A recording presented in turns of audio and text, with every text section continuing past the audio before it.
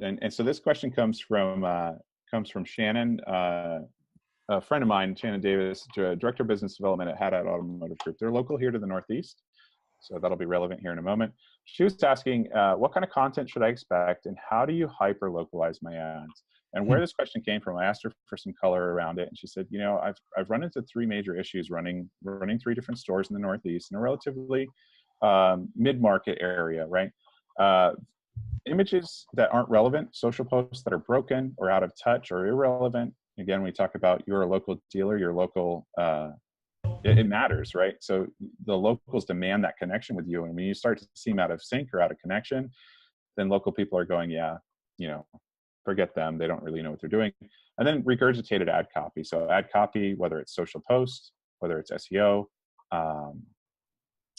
text-based search or the like, that just doesn't resonate with the dealership. So she said, anytime I am starting a relationship with a vendor or have one with a vendor today, I ask them, how are you going to solve for content? What kind of content are you going to give me? And is there going to be a discussion around that? So here we have, you know, obviously, if you can get local images, if you can get local flair, that's a plus. That's honestly a must, I think, when it comes to social posting, but maybe not everything else.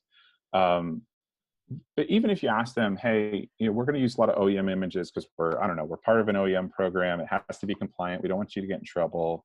The OEM at any given moment, any OEM has just a ton of gallery images for these vehicles that you can pick from. So she was relating a story to me where she had, you know, some Toyota trucks that they wanted to advertise. Northeast, it's November. And lo and behold, she sees her ad copy is running without approval, and it's a truck on the beach. And there aren't any beaches in the hills here. And I think you being in Vermont, not too far from me, you can attest to that. There's no real beaches. And in November, we don't want to think about beaches in our truck. We probably want something like the snow. So that option's right there. Wouldn't select it for a Los Angeles dealer, but I'd certainly select, that might sound like an extreme example. But if you don't know today, or if you're vetting a new marketing partner, ask them how they're going to source their content. How are they going to make something that's different and relevant to my area? Because even putting out OEM content, I want to make sure I'm connecting with my local audience. I don't want them seeing the same thing that they saw from everyone else. I need a way to make it personal. So here's just an example of kind of using the same ad copy, right?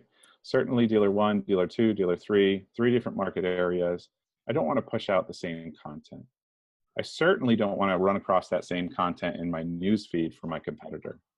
So what do you do about that? You ask them, hey, when you put content up there, are you going to discuss it with me? Is there going to be an approval process? Where do you source your content?